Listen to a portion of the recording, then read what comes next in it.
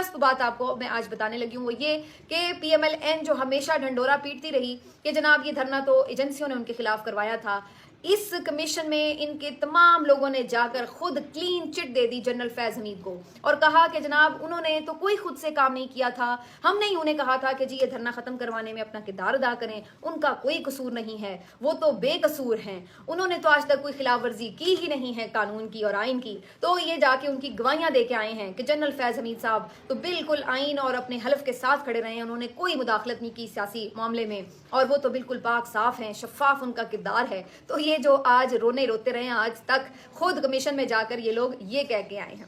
अब इससे ये बात तो पता चलती है कि या तो ये बयानिया झूठा था कि एजेंसियां हमारे खिलाफ हैं और या फिर आपने कमीशन में जाके झूठ बोला कि जनाब एजेंसियों ने उस वक्त ये सब नहीं किया था, ये तो हमारा अपना किया धरा है।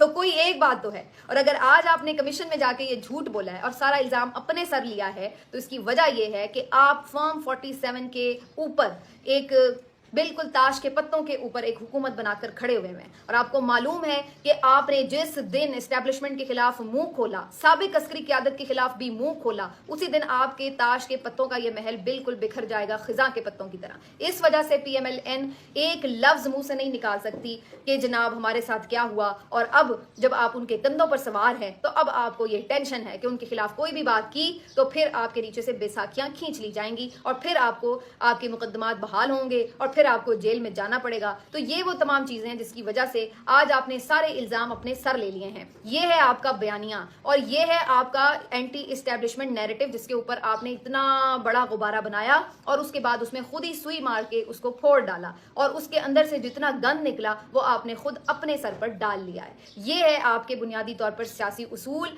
यहां पर आप खड़े होते हैं कि आप कहीं पर खड़े नहीं होते। आपका कोई बयानिया जो है वो ना जेन्युइन होता है और ना हकाइक पर मबनी होता है।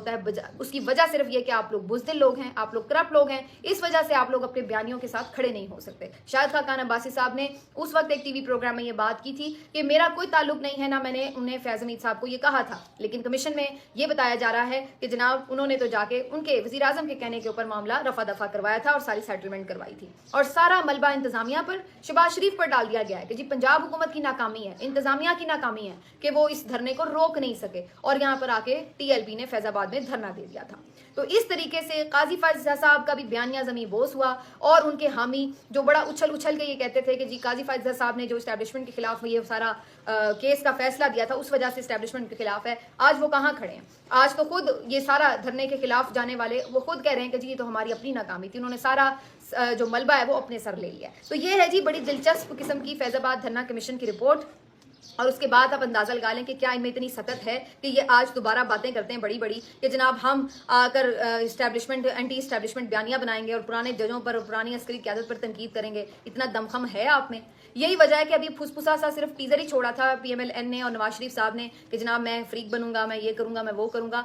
आज ही के दिन तीन सीटें PMLN के हाथ से चली गई हैं। लाहौर हाई कोर्ट के मुख्तलिफ बेंचेस ने जब समातें की हैं तो 3 नशस्तें कौन कौन सी हैं जी? NA 81 गुजरांवाला जहां पर PTI के रहनुमा जो हैं उनको बहाल कर दिया गया है और अजहर कयूम की जो नोटिफिकेशन है उसको मुअत्तल करार दे दिया गया है। इसी तरह से PTI के यहाँ पे जो MNA बहाल हुए हैं उनका नाम बिलाल इजाज है। इसी तरह से जनाब लोधरा से NA 154 लोधरा से भी जो PTI के उम्मीदवार थे राना फराज नून उनको बहाल कर दिया गया MNA और यहाँ से भी जो PMLN के रहनुमा को बाद में रिकाउंटिंग में वोट ज़्यादा उनके यानी PTI के मुस्तरद वोट ज़्यादा करके इनको हराया गया था तो इनका जो नोटिफिकेशन है वो मुअत्तल हो चुका है। इसी तरीके से आज PP 133 से भी कामयाबी का नोटिफिकेशन मुअत्तल हो चुका है। यहाँ पर राना अरशद जो थे उनका ये कामयाबी का नोटिफिकेशन मुअत्तल हुआ है और PTI का जो MNA उसको बहाल कर दिया गया, MPA जो है उन्हें बहाल कर दिया गया है। तो ये आज 3 खबरें हैं जो धचका लगाने के लिए काफ़ी हैं कि भाई अपना मुंह बंद करके अच्छे तरह से बैठो, वरना अगर इंसाफ पर फैसले आने लगे तो ये जो फॉर्म 47 की हकीकत है ये सारी खुल जाएगी। ये तो वैसे भी जब अगर अदालत में खुली अदालत में समात होगी तो ये कैसे आप इस चीज़ को सच को झूठ और झूठ को सच साबित करेंगे? खुली अदालत में ये चीज़ें इतनी आसान नहीं होती कि आप झूठ को सच और सच को झूठ साबित कर दें। अब यास्मीन राशिद साहिबा ने भी आज बड़ा कदम उठाया है और मियाँ साहब की जो एक ही सीट पर विक्ट्री थी उसको चैलेंज कर दिया गया है। NA 130 से यास्मीन राशिद साहिबा ने मियाँ नवाज शरीफ साहब की जो जीत का नोटिफिकेशन है उसको चैलेंज कर दिया है लाहौर हाई कोर्ट में। इसके ऊपर अब कल के रोज समात होने जा रही है और बड़ा इंपॉर्टेंट है ये दिन भी इसमें जो समात होगी उसमें खुद ब खुद जो नवाज शरीफ साहब की सीट है वो लरज रही है और अब बुरी तरीके से उनको टेंशन आ चुकी है। यहाँ पर कल के रोज़ जो है खबर यही है कि कल के रोज़ ही इसके ऊपर जो है वो समात शुरू हो जाएगी। तो ये जनाब PMLN के लिए आज के दिन के ये 3-4 बड़ी खबरें हैं जो कि उनको टेंशन के लिए काफ़ी हैं। दूसरी तरफ आज बता दूँ आपको कि जनाब बुशरा बीबी साहिबा का जो अडियाला जेल मुंतकिल करने का मामला था उसके ऊपर दरख्वास्त की समात होना थी, लेकिन उनके वकील कुछ उस्मान गिल साहब देर से पहुंचे, जिसकी वजह से मियां गुल हसन औरंगजेब साहब जस्टिस साहब वो नाराज भी हुए। उन्होंने कहा कि पहले खुद ही इन्होंने अपील दायर कर रखी थी, अब हम बैठे हुए हैं इंतजार कर रहे हैं, वो खुद नहीं आए। तो अदम पैरवी पर उन्होंने इस अपील को खारिज कर दिया।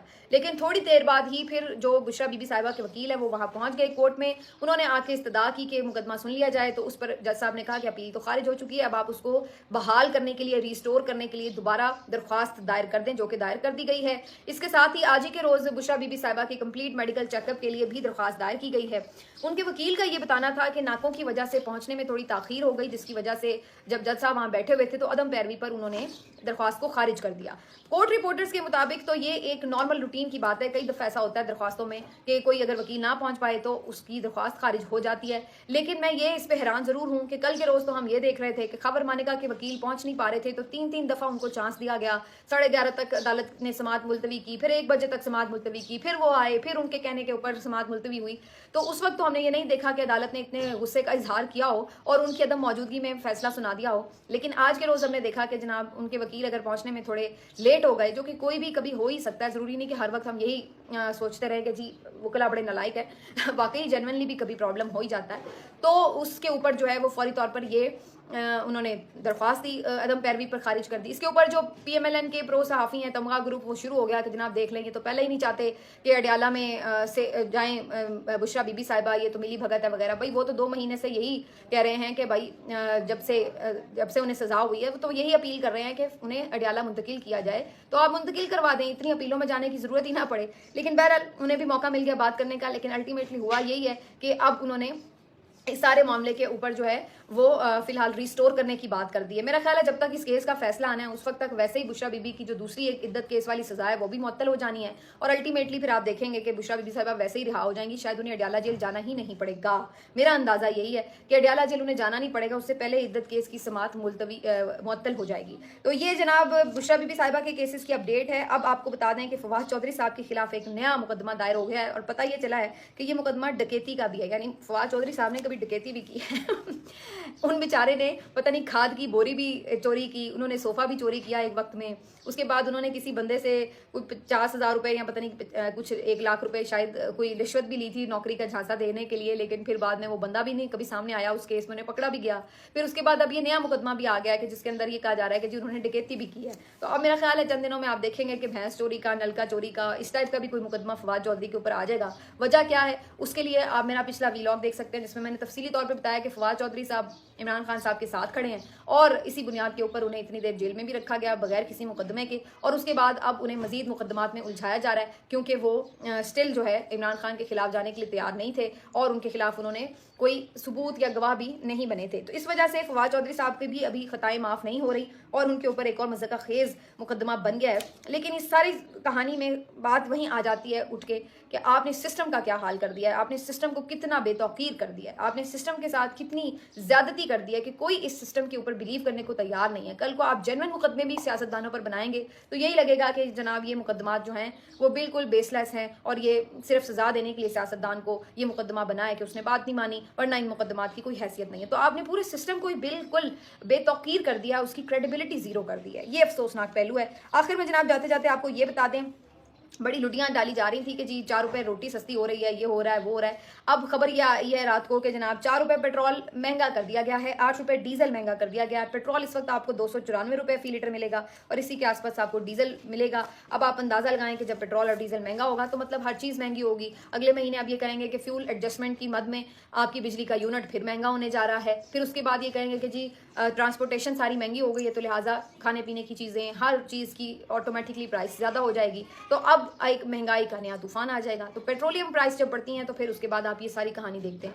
अब ये ऐसी चीज़ है कि 10-10, 5-5 रुपए करके हमेशा बार बार 15 दिन बाद टीका लगाते रहो आवाम को, और आवाम भी इस नशे की ऐसी आदी हो गई कि वो टीका लगता रहता है और उसके बाद वो पेट्रोल डलवाते रहते हैं, ना उनको कोई मसला होता है और ना पेट्रोल महंगा करने वालों को मसला होता है। मसला होता तो है आवाम को, जाहिर है कि जीना मुश्किल हो रहा है, लेकिन उस हद तक मसला नहीं है कि वो इन हुक्मरानों का जीना मुश्किल कर दें। वो उसी तरीके से 2-4 बददुआएं देते हैं, गालियां देते हैं और उसके बाद पेट्रोल की टैंकी में कुछ पेट्रोल डलवाते हैं और उसके बाद अपने काम पे निकल जाते हैं। तो ये वाली सूरत हाल है।